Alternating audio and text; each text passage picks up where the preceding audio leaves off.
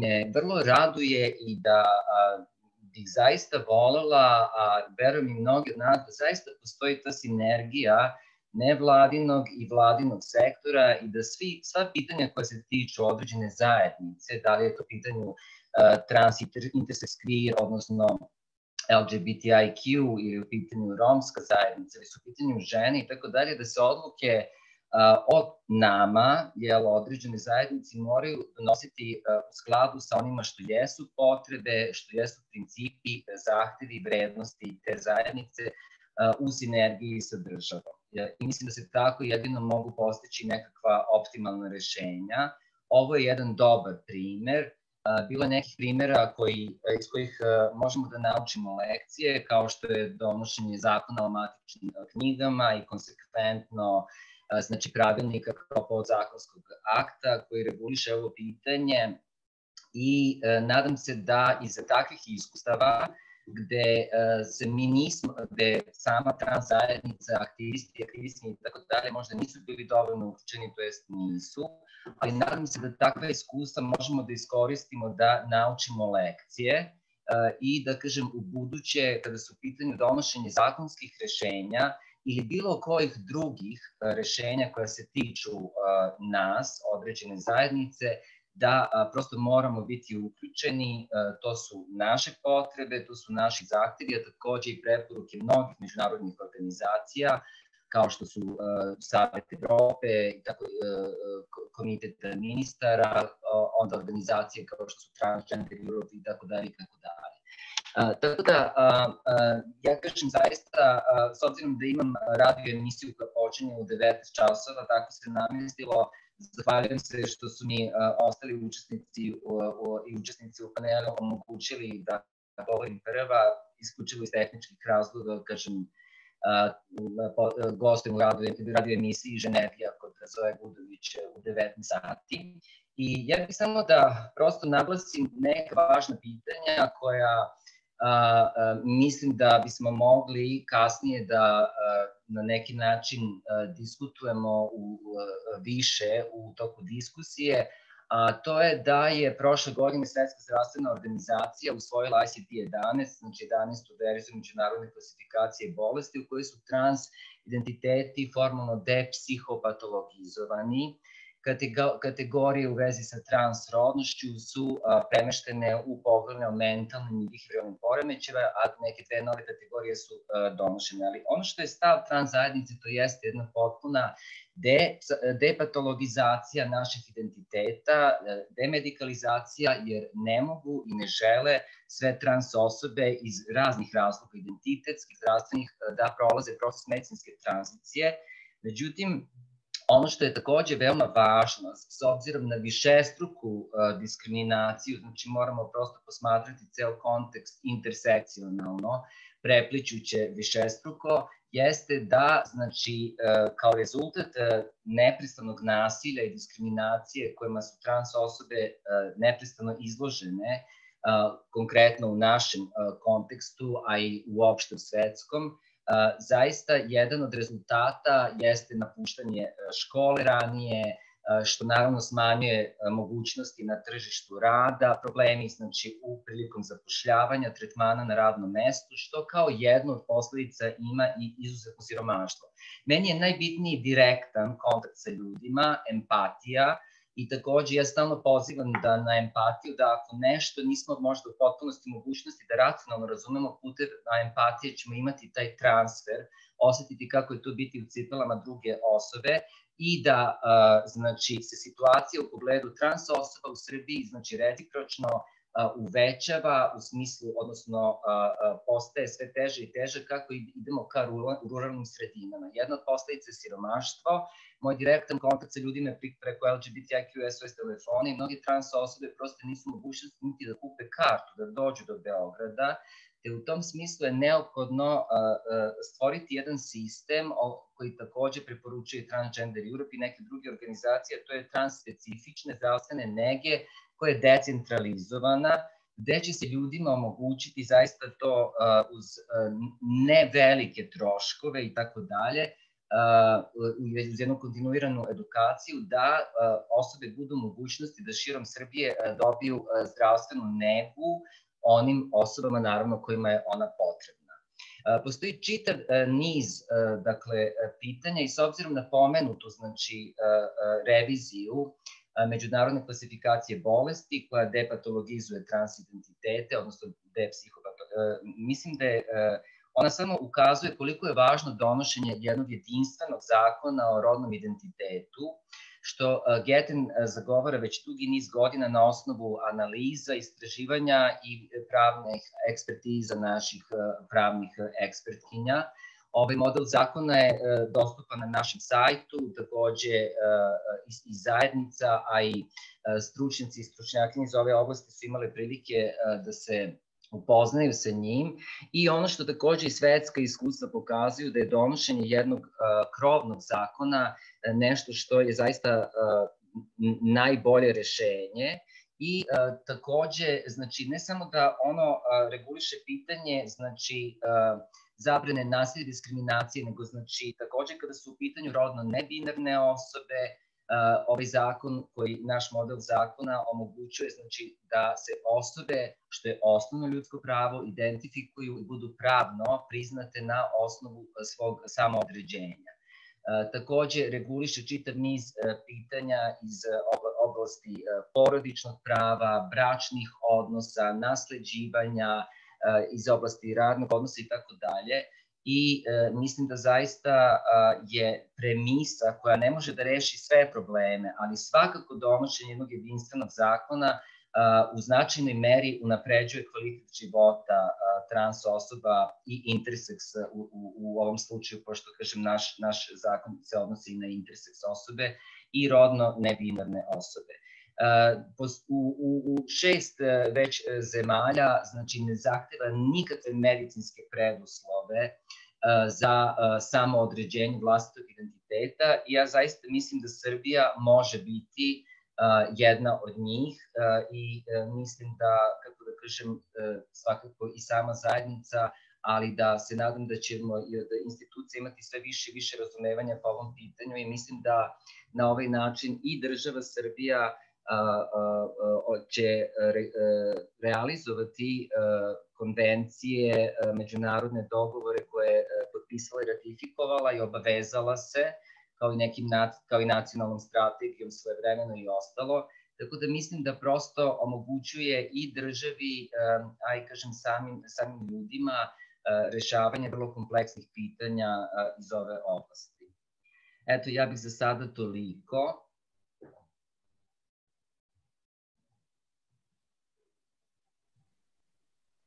Hvala puno. Ovo je bilo i više nego dovoljno za uvod. Mi ćemo nastaviti tokom ove diskusije da pričamo o problemima i o rešenjima koje je ponudio već naš zakon, a ja se nadam da će državni sekretar, sa kojim smo uvijek imali odličnu saradnju u tome, i dalje da nam pomogne. Ja bih sada dala reč, da ne dužim, malo smo probili agendu, dala bih reč menadžerki CIPRU tima, gospođi Dragani Jovanović-Arijes, i pre svega velika zahvalnost što je došlo do ove saradnje u okviru koga je nastao jedan sveobuhvatan vodič kroz društvenu, pravnu i medicinsku tranziciju. Dragana, izvolite. Hvala puno, ja se nadam da se čujemo. Izuzetno mi je drago što mogu da pozdravim sve učesnike ovog skupa i što možemo da razgovaramo zajedno na ovu vrlo važnu temu. Iskoristila bih priliku i da se zahvalim državnom sekretaru iz Ministarstva za državnu upravu i lokalnu samoupravu, gospodinu Bošnjaku, na učešću i na svoj dosadašnjoj saradnji na unapređenju položaja osetljivih grupa. Posebno hvala i našim partnerima iz Gatena na ogromnom trudu u pripremi ovog vodiča i na zaista sumiranju brojnih vrlo važnih pitanja u procesu tranzicije. Koraci ka pravnoj i medicinskoj tranziciji u Srbiji još uvek nisu ni jednostavni ni potpuno jasni. Iz uvoda koji je dala Agata smo to mogli da razumemo i naravno iz svakodnevnog života ove ciljne grupe. Ja mislim da je izuzetno važan korak mogućnost prepoznavanja, odnosno promene oznake pola koja je sada moguće kroz zakon o izmenama i dopunama zakona o matičnim knjigama, ali kao što je već pomenuto od strane Agate, ono što je preduslov za ovu mogućnost zapravo jeste medicinska intervencija, odnosno hormonska terapija ili završena hiruška intervencija, što znamo da nije izbor, a često ni mogućnost mnogih transrodnih osoba.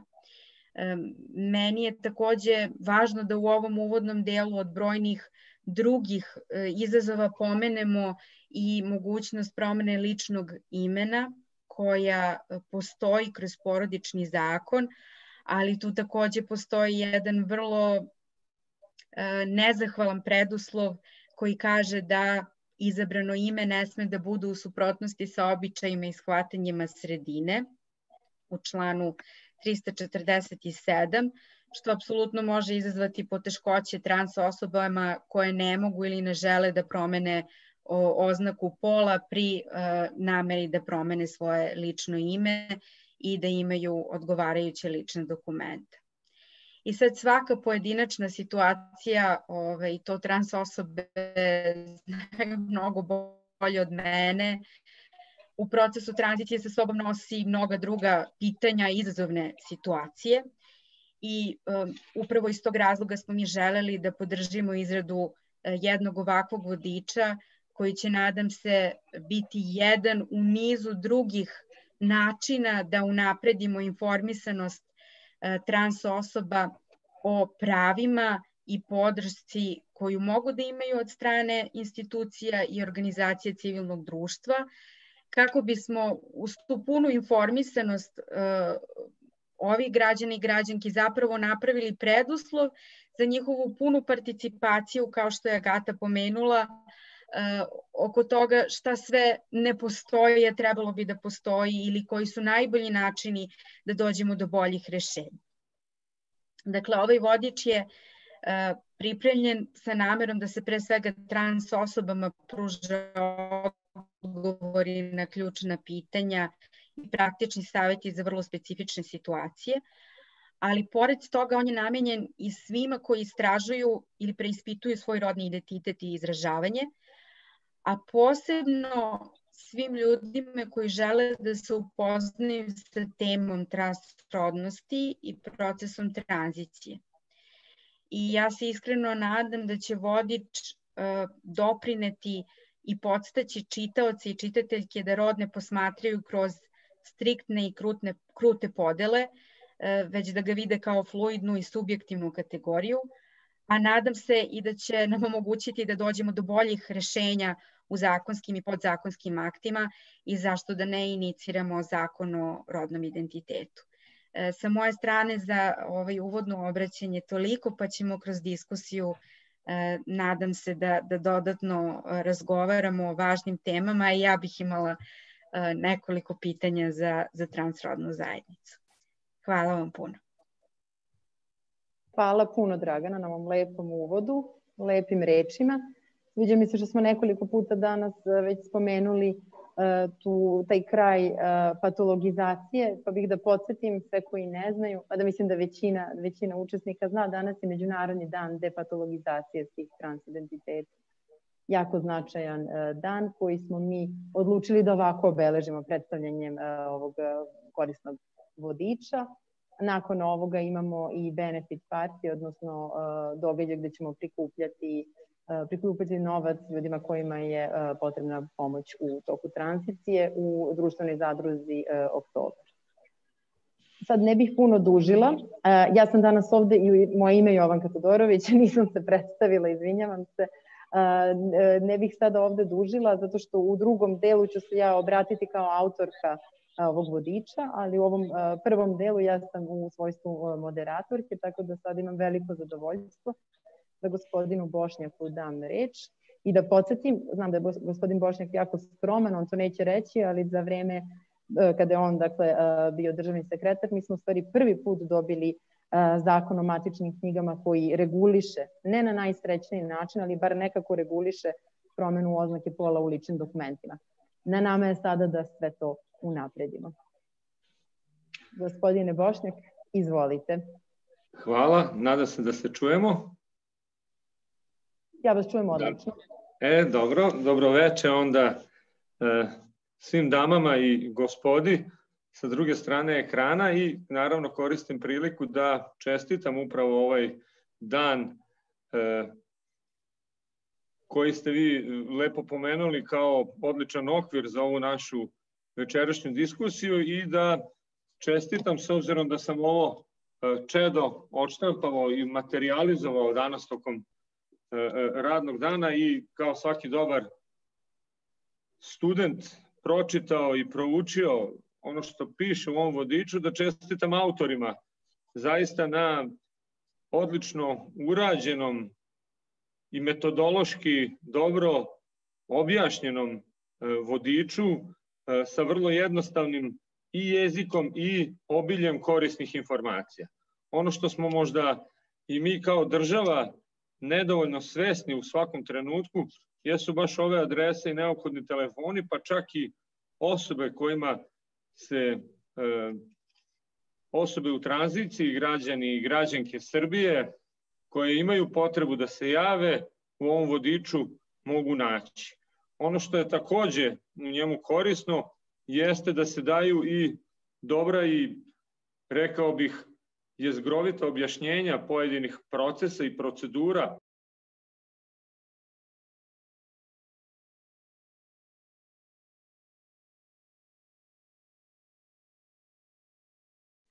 Izvinite, gospodine Bošnjak, možete samo za sekund da zastanete, ne čujemo vas, samo trenutak. Možete da vidite, možda ste vi isključili mikrofon, ako me čujete. Vidim da vam se pomeraju. A sad? Je moguće? Sada vas ne vidim, ali vas čujem. Vraćam se onda u kameru. Evo ga, sad imamo sve, izliku i ton, hvala vam. Sad moram, jel imate sad ton? Sad imate ton. I ton i sliku. Dobro, znači da krenem iz početka sve.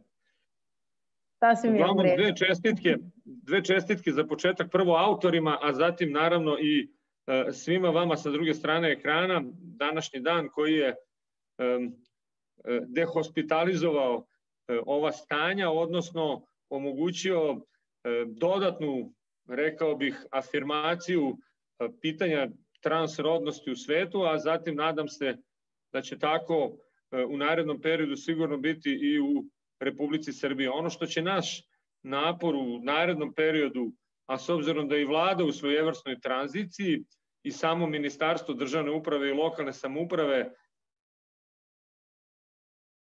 kažem nas, to je ova grupa ljudi koja je danas okupljena i oko ovog vodiča i naravno uvažena Dragana i Slavica koje su u timu za socijalno uključivanje, Getenu i svim dobrim i čestitim ljudima koje okupi ovaj vodič.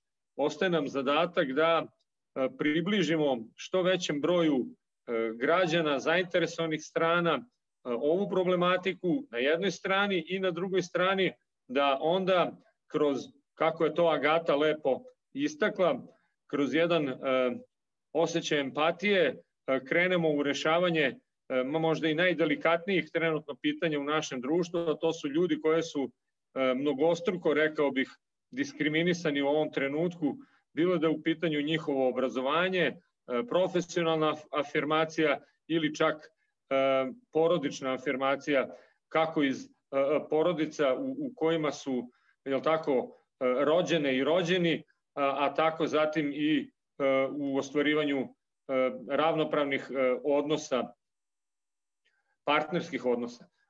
Ono što svakako će biti zadatak i Ministarstva državne uprave, a kažem i u ovoj tranziciji, a nisam siguran da posle ovih 6 godina ću nastaviti da se bavim ovim pitanjima. 6 godina sam državni sekretar u 3 ministarstva. Nadam se da ćemo zajednički moći sa bilo koje druge pozicije, kako god to politika bude učinila, da sva 3 nivoa vlasti u Srbiji, i lokalni nivo, i pokrajinski, i republički, naravno i svi organe koje tu pripadaju, dovoljno osvestimo da omogućimo ravnopravnost svim građanima i građankama, a da ova pitanja, kao što je u ostalom bilo i pitanje samog pravilnika, negde pre 3-4 godine kada smo prvi put počeli da razgovaramo o promeni zakona o matičnim knjigama, bude još bolje i još svrsishodnije upotrebljeno radi najefikasnijeg rešavanja pitanja transrodnih osoba, odnosno da se i ove kategorije zajedno sa drugim ministarstvima koje su ovde navedene, Ministarstvom zdravlja, Ministarstvom pravde, Ministarstvom naravno zaduženom za socijalna pitanja i nadamo se novim ministarstvima koji će biti u narednoj vladi, kako je to predsednik najavio i mandatarka Ana Brnabić, nova ministarstva moći da u potpunosti pruže odgovore na sva ova pitanja. Ja vam kažem i večeras i u narednom periodu ostajem na raspolaganju i svojim ličnim zalaganjem, a rekao bih i političkim autoritetom koliko god mi to bude bilo moguće. Hvala vam svima na mogućnosti da učestvujem u ovoj zanimljivoj sesiji i naravno potrudit ćemo se da ono što je precizirano u vodiču zaista dođe na sve one adrese kojima bi trebalo da se obraćaju i osobe koje prolaze tranziciju, a naravno i državni i javni službenici, službenici na lokalu koje je potrebno dodatno obučiti i samim tim i pozivam vas iz jedne druge pozicije, pozicije predsednika Saveta za stručno usavršavanje zaposlenih u jedinicama lokalne samouprave, da se još jednom pozabavimo ovim pitanjima i zajednički koncipiramo i jednu obuku kako za matičare, tako i za druge zaposlene na lokalnom nivou. Hvala vam.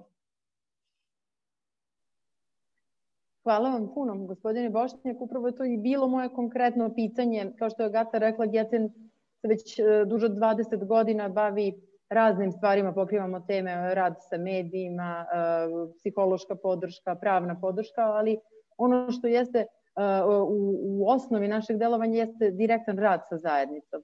I nama se dosta ljudi obraćalo prethodnih godina u smislu da nije, kao što je bio glavni problem na koji su ukazivali, da ne postoji jednak tretman od opštine do opštine, neujednačena praksa kada je u pitanju izdavanje novih dokumenta. GETEN u narednom periodu, u naredne 2 godine ozbiljno planira ovom pitanju da se posveti, dakle da idemo, što bi se reklo, od vrata do vrata, od opštine do opštine i da probamo da ujednačimo tu praksu. Ja sam svesna da nije lako, da ljudi možda i nisu se u nekim opštinama susretali sa trans ljudima. Tako da mi ćemo tu ponuditi svu našu ekspertizu i drago mi je da čujem da ćemo imati vašu podršku. Tako da kažem, naredne 2 godine ćemo raditi sa opštinama, krenut ćemo sa prvih 17 beogradskih opština, a nakon toga ići ćemo po Srbiji. Negde najbolji primjer bih iskoristili priliku da pohvalim opštinu Savski Venac, da li zato što su jedna od najvećih opština ili zato što je najviše trans ljudi se tamo obraćalo, sad šta je, nije ni važno, u svakom slučaju tamo smo imali najbolje iskustva i ljudi su govorili da su najlakše dolazili do novih dokumenta nakon tranzicije. Ako imate vremena, ne znam kakav je vaš raspored, ja bih vas zamolila da ostanete do kraja, možda će ljudi imati u delu za diskusiju neko pitanje za vas.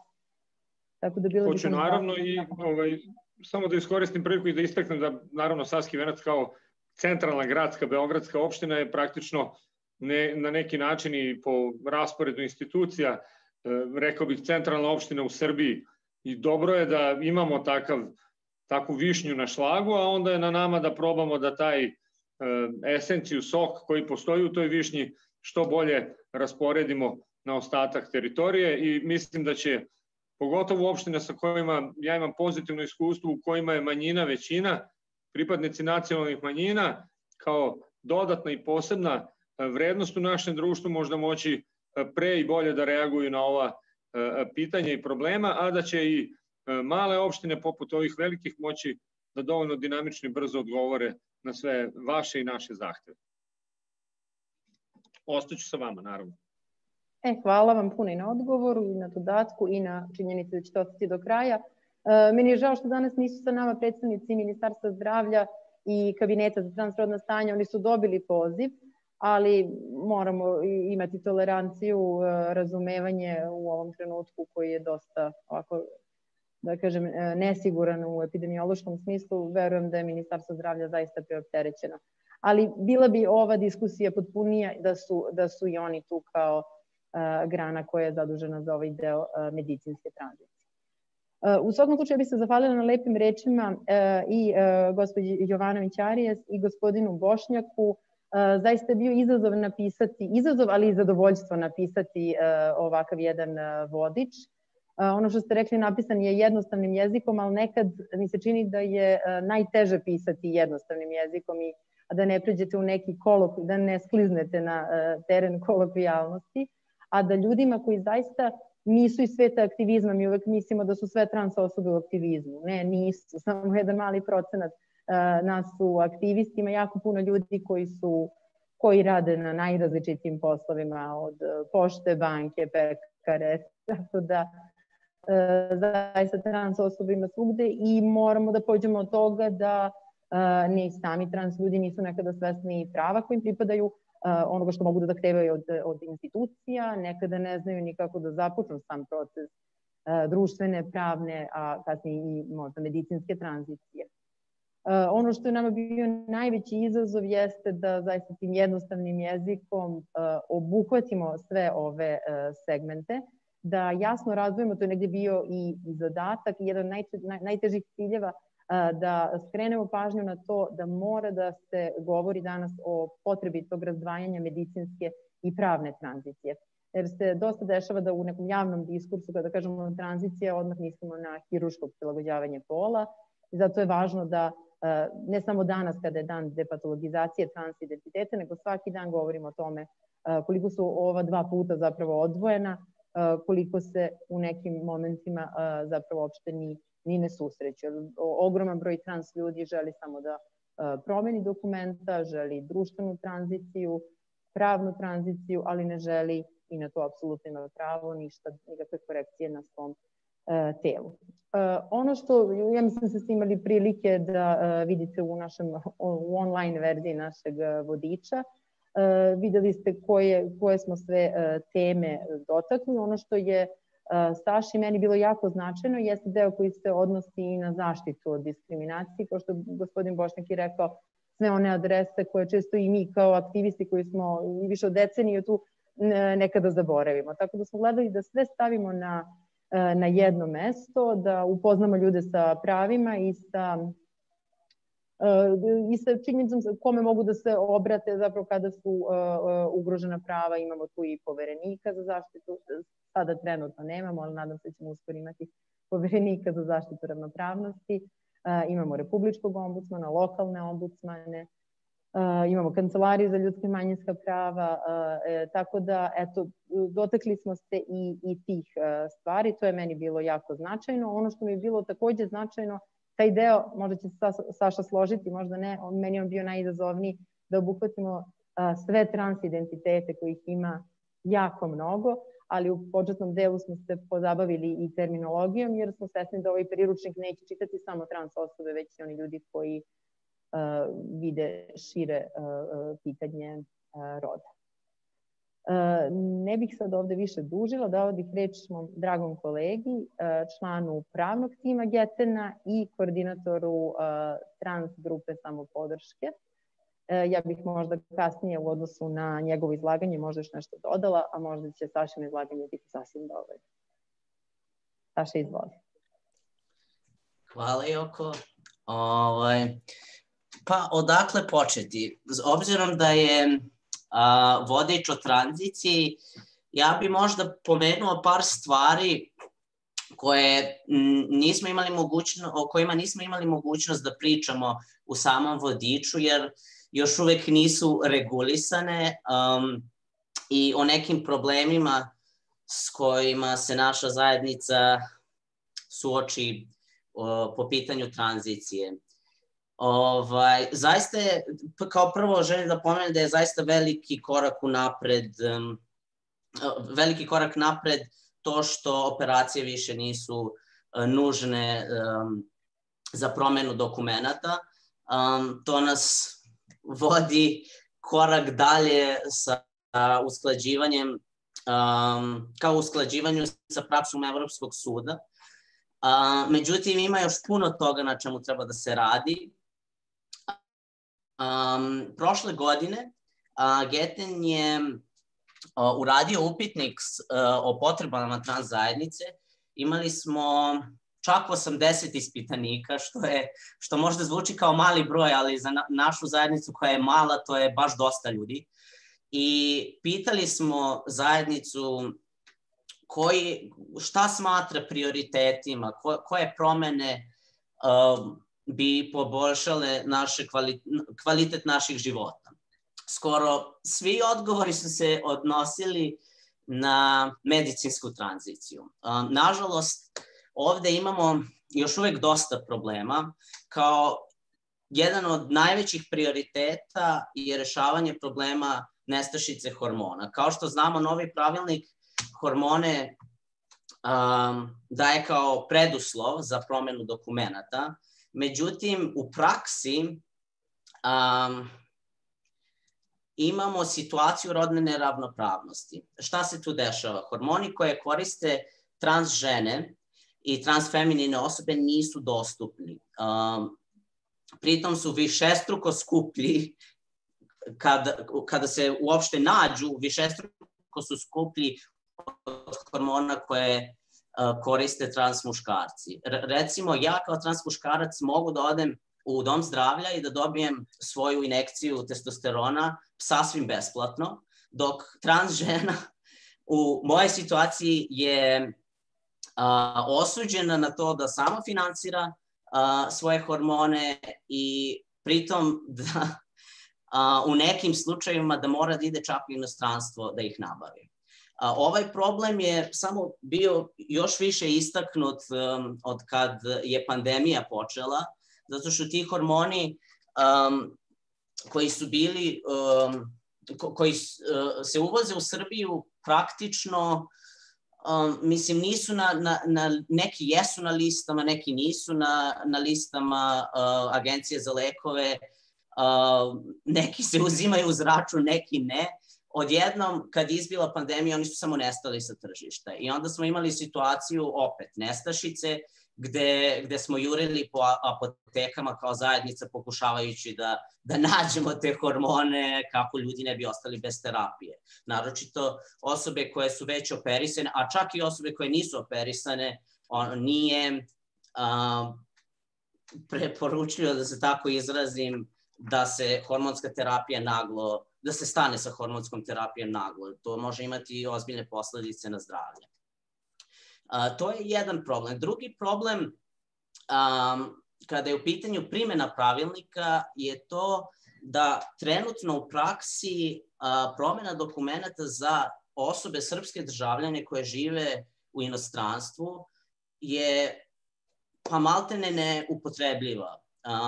Imali smo slučajeve ljudi koji su nam se javljali, koji žive u dijaspori, koji su pokušali da promene svoja dokumenta i naišli su na problem zato što nisu zdravstveno osigurani. Matičar nije imao na osnovu čega da im promeni dokumenta, nažalost, zato što nadležna zdravstvena institucija, tako kako je pravilnik naziva, nije mogla da pošalje potvrdu o promeni pola, jer osoba nije osigurana, jer ne živi u Srbiji. To je jedan klasičan primer problema koji se javlja baš zato što pravna tranzicija kod nas u zemlji zavisi od medicinske. Takvi problemi se ne bi javljali u praksi da osoba koja je, recimo, koja je prošla medicinsku tranziciju u inostranstvu može direktno da se obrati matičaru i da zaobiđe u ovom slučaju Ministarstvo zdravlja. Na kraju krajeva ta osoba ne traži medicinsku uslugu, nego administrativnu. Zašto? A za to su zadužene opštine, ne lekari. Još bih pomenuo jedno polje koje nije prisutno u priručniku, a ja se nadam da možda za neko drugo izdanje ćemo imati prilike da pričamo i o tome. To su znači, neke trans osobe žele, recimo kao i svi, kao i mnogi drugi ljudi, da imaju potomstvo. Malo sam raširio tu informaciju. Postavlja se pitanje da li je zamrzavanje reproduktivnog materijala u Srbiji moguće i dostupno i trans osobama. Mi nismo uspeli da dođemo do te informacije, mada verujem da su mnoge trans osobe zainteresovane za ovakvu uslugu, kao i da li je moguće da par u kome jedna ili obe osobe su trans, da li mogu koristiti in vitro oplodnju. Tako da ja ne bi mnogo dužio, ostavio bi više vremena za diskusiju, jer mislim da je to mnogo konstruktivnije nego da sam pričam. Tako da to bi bilo to s moje strane.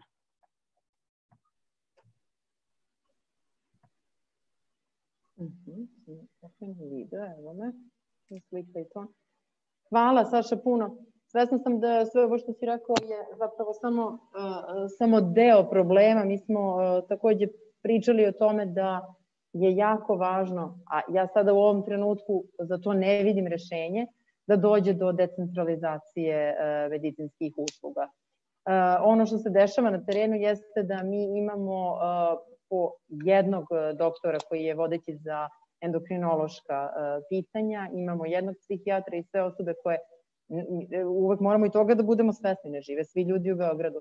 Tako da sve osobe koje žive van Beograda moraju da prođu konzilijum u okviru svojih domova zdravlja i tek onda, ja mislim da oni imaju pravo, kako smo Saša i ja istraživali dok smo radili na ovom vodiču, imaju pravo na refundaciju troškova, ali opet nije to rešenje, vi morate da sami finansirate put do Beograda, ne jednom, nego više puta i onda će kasnije to da vam se refundira.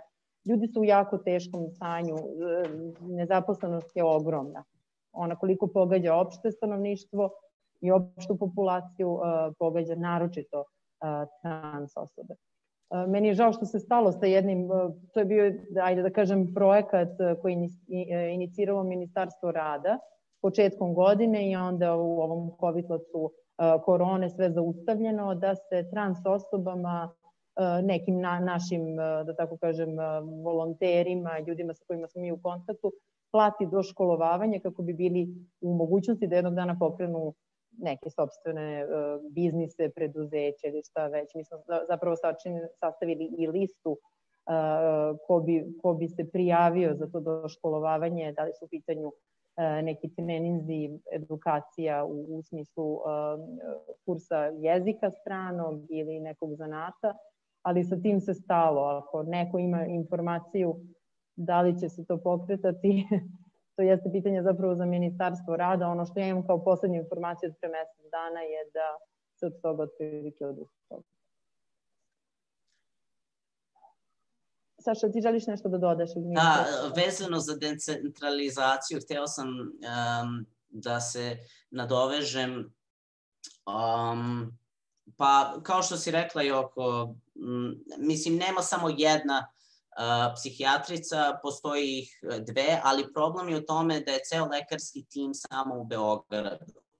A pored toga, trans osoba koje se autuju i žele da započnu medicinsku tranziciju je sve više, dok broj lekara ostaje isti. Ovo je još jedan problem koji je istaknut pandemijom koronavirusa, jer kad su ti lekari postali nedostupni, naročito osobe iz unutrašnjosti su bile u veoma nepovoljnom položaju, jer nisu mogli da stignu do lekara. A što se tiče endokrinoloških pregleda, ti pregledi su pregledi koji stalno treba periodično da se obavljaju i zato je, naročito kad je u pitanju endokrinologija, potrebno da imamo više lekara koji su obučeni za rad sa nama i da ne budu svi u Beogradu, bar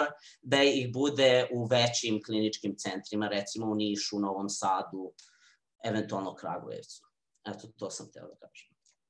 To je jako važno i čak i da nije, to si napomenuo, ja ću samo ponoviti, čak i da nije ova situacija na preglede se zbog toga što imamo 1 do 2 vodeće lekara na preglede kod endokrinologa se na primjer čeka 6 meseci. Mi smo imali, Agata je pričala sa tom osobom koja je na odsluženju kazne zatvora, koja je pokušala da stupi u kontakt sa doktorkom, ona jednostavno nije imala vremena da ode do zatvora i izvrši pregled. To što je neko na odsluženju kazne zatvora ne znači da ne sme, odnosno da ne može da ima medicinski tretman kakav dolikuje civilizovanom svetu. Tako da to jeste jedan od većih problema. Mi ćemo morati sa Ministarstvom zdravlja, meni zaista ponavljam, jako žao što oni nisu danas tu, ali morat ćemo ozbiljno da popričamo o nekoj edukaciji, možda i doškolovavanju zdravstvenog kadra, kako bi imali ljude koji će raditi, koji će omogućiti da trans osobe ne čekaju 6 meseci na jedan endokrinološki pregled. 10 minuta nam je ostalo do diskusije, ali ako niko nema ništa u ovom trenutku da doda, ja bih pozvala sve učesnike. Koliko ih vidim, ima ih 18. Da se slobodno uključe, postave pitanje ili samo prokomentarišu. 16. Evo Zorica ima pitanje. Izvoli, Zorice. Da li svi znaju kakva je procedura? Kakva je procedura? Znači, podigne se ruka. Dobro, ako sam dobila reč, jesam dobila. Jesi. Nedavno sam završila i objavila tekst o depatologizaciji transidentiteta i u jednom momentu sam zastala, prosledit ću vam ga, imam sad je već i na sajtu, dakle, u jednom momentu sam zastala kod nečega što nije trebalo da bude problem, a to je broj, mislim, bilo je puno raznih interesantnih, zagonetnih problema, ali u jednom momentu vrlo banalno pitanje koliko je ljudi zapravo prošlo tranziciju u ovoj zemlji, time se ne zadire ni u čiju privatnost, ne traže se imena, nego ne postoji podatak ni o broju operisanih, ni o broju ljudi koji su promenili prošli tranziciju, promene, prilagođavanja pola.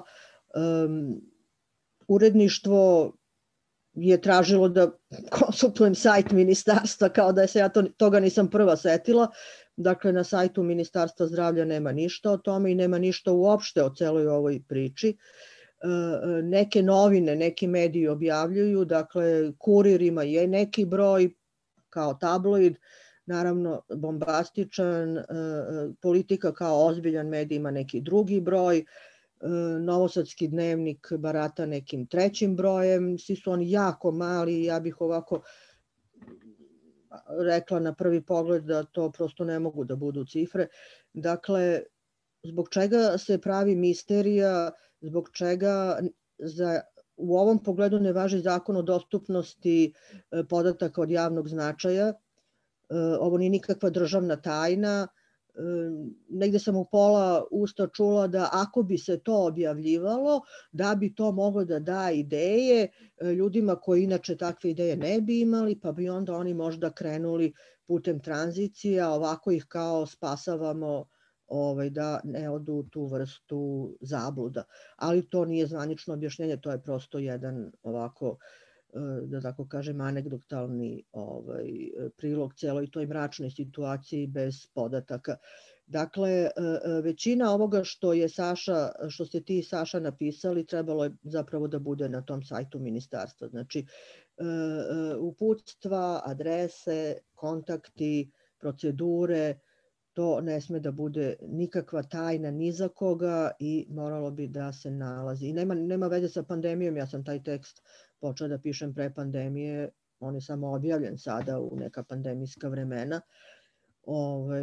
Dobro, to je što se tiče nedostupnosti podataka, to su podaci od javnog značaja, procedure, kontakti i tako dalje. I naravno broj ljudi, zašto bi to bila tajna, jer to nekako ugrožava bezbednost ove države ili prosto ne mogu da shvatim u čemu je stvar, osim što mislim da je prosto nekakva individualna možda zlovolja ili neshvatanje ili nekakav anahroni relikt prošlosti, da se sve živo smatra tajnom, pa bolje ništa ne objavljivati.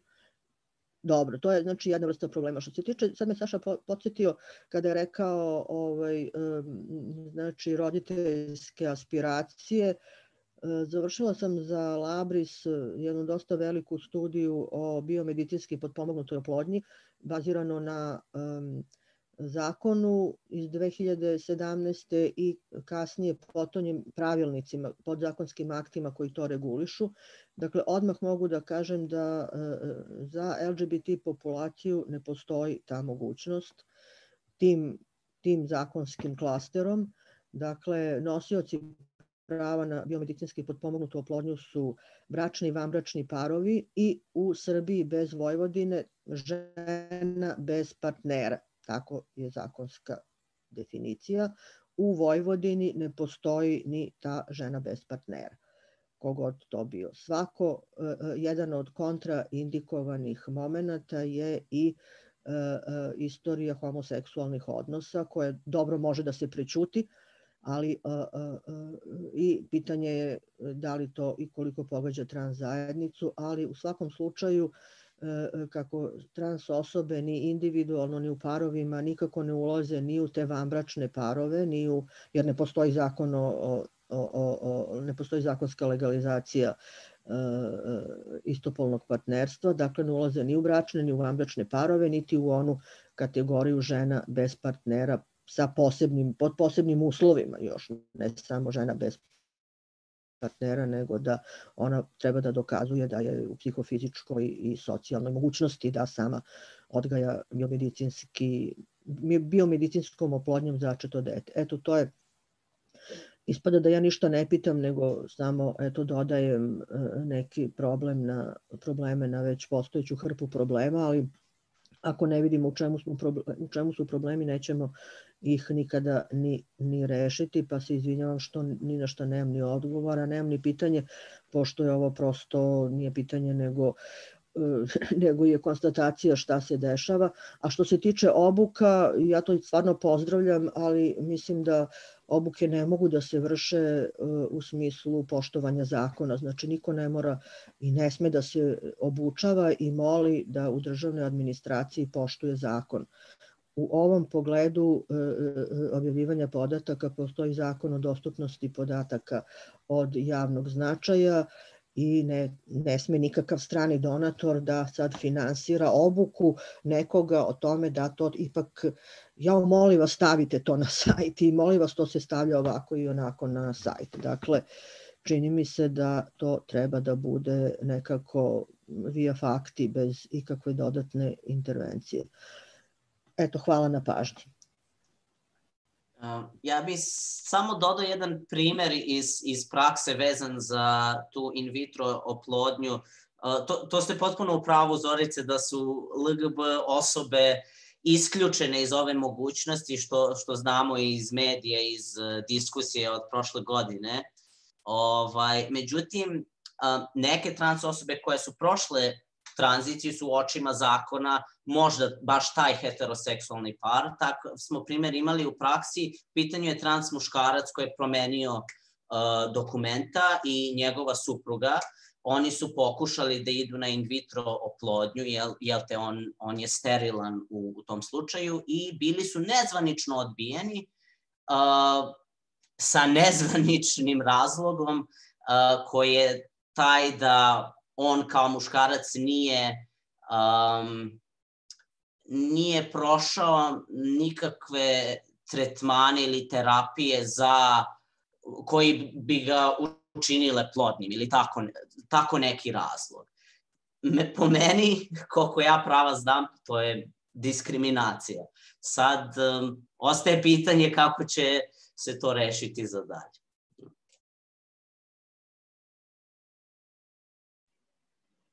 Nažalost, svedoci smo diskriminacije koja nije više toliko ogoljena, ali ima tu neku, da kažem, sakrivenu delikatniju formu.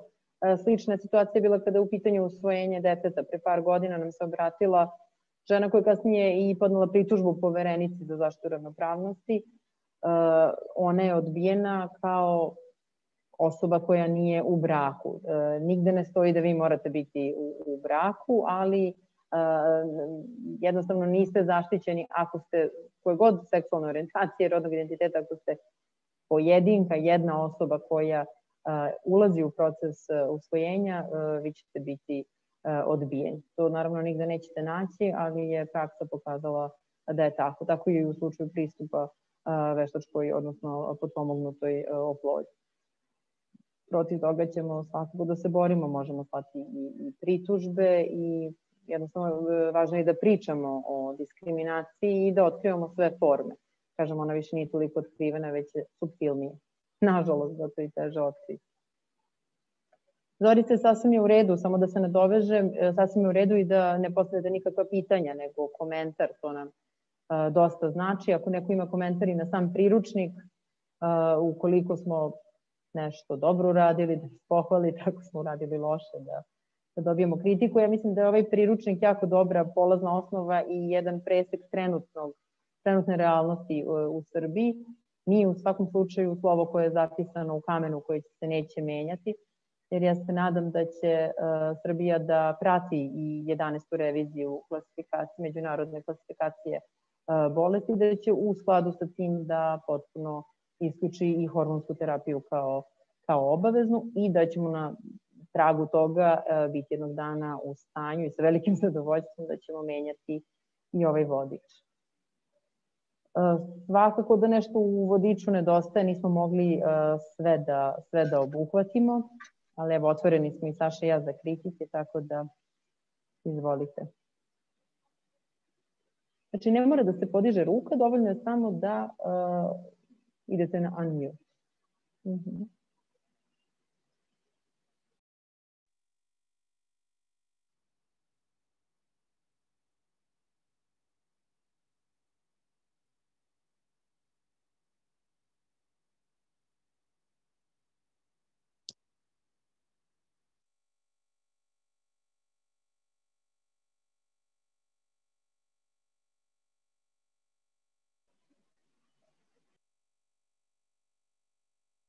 Dakle, dobro, vi verovatno znate pravila bolje od mene, ja sam nešto svojim modernim tehnologijama ne snalazim, dakle, ko želi da priča, samo je bitno da uključi mikrofon.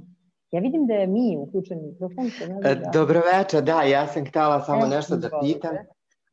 Ne tiče se...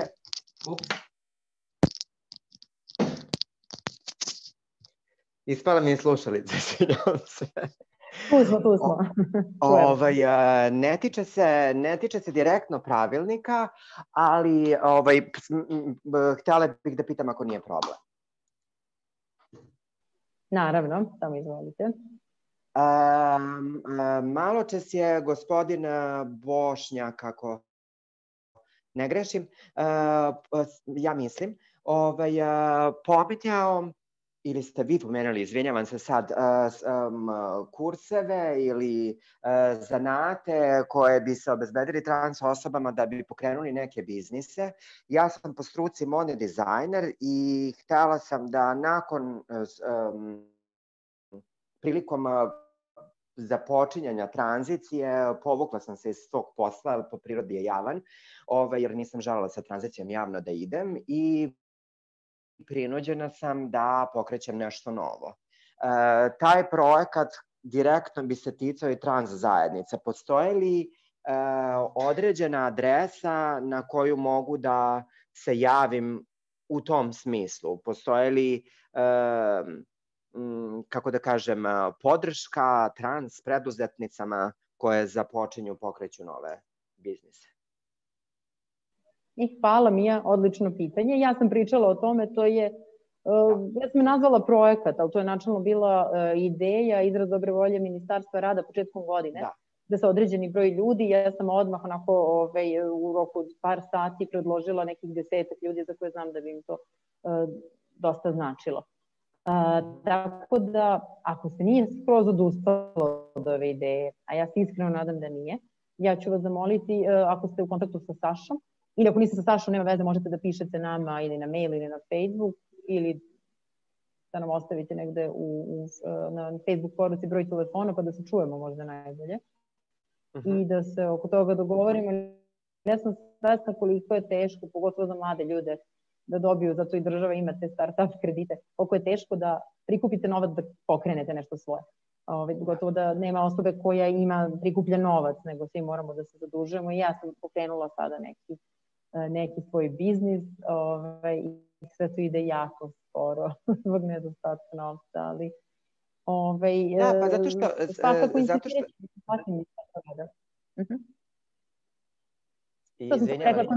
Ne, ništa nije problem, samo sam rekla bit ćemo uporni, kontaktirat ću Ministarstvo rada da ih podsjetim na tu odličnu ideju i da ih zamolim da ne odustaju koliko su mogućnosti.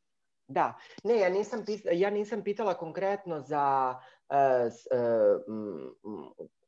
kurs ili kako već da nazovem, završen zanat ili kako već, da bi se pokrenuo biznis. Ja pitam baš za konkretnu pomoć za pokretanje biznisa. Postoji li određena adresa, pošto dobijam razne informacije, da postoji ovo, postoji ono, evo sad direktno vas i već... Pa evo, meni prvo šta pada na pamet, ja molim sve učesnike ako imaju informaciju da se priključe, ja znam da je u Nacionalnoj službi za zapošljavanje bilo više tih programa pomoći, kod njih možete da se informišete, tamo ima i nekih postera na kojima pišu uslovi, uglavnom je to bilo, a sad da li je to diskriminacija ili nije, znam da je bilo vezano za starost i da su davani neki, tako da kažem, kao start-up krediti do 30 godina, ako se ne varam. Ali najbolje, eto, to je moj savjet, da odete do Nacionalne službe za zapošljavanje. Ok. To je moj savjet. Da, ok. Hvala vam puno. Hvala vama. Hvala što ste tu. Hvala.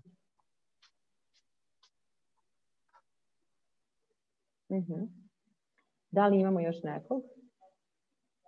Mnogo dragih ljudi vidim, ali možda je kasno. Ja se izvinjavam, mi smo imali, mislim i to osjećam potrebu da vam se izvinim, jer smo imali nekoliko najrazličitijih ideja da se uživo vidimo, da organizujemo ovde susret u Pride Info centru i zahvalila bi se i Pride Info centru jer su nam, da kažem, izašli u susret i sve smo organizovali kako smo pratili brojke zaraženih koji idu na gore, odlučili smo da od toga odustanemo, moram da im se zahvalim na svom trudu do poslednjeg trenutka.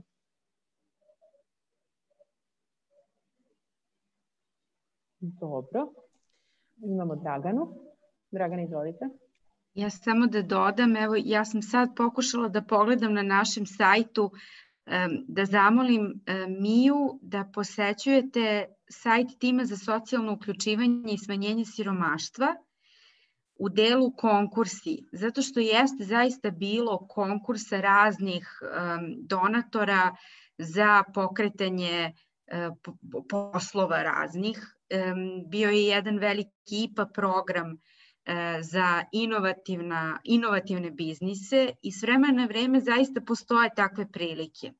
Ja evo sad trenutno pokušavam na brzinu da pogledam, ne nalazim ništa slično, ali eto, samo preporuka da s vremena na vreme posetite naš sajt, jer mi se stvarno trudimo da prenesemo sve mogućnosti za napredak u tom smislu. A u stvari moje pitanje je bilo vezano za već pomenutu depatologizaciju i da li procenjujete da ona može da donese neke neželjene posledice na činjenicu da trenutno, ako ja dobro razumem, država pokriva neke troškove medicinske intervencije. I šta je u stvari, da kažem, stvar koju bi bilo važno pokrenuti, a da te posledice umanjimo ili preveniramo? Mogu ja?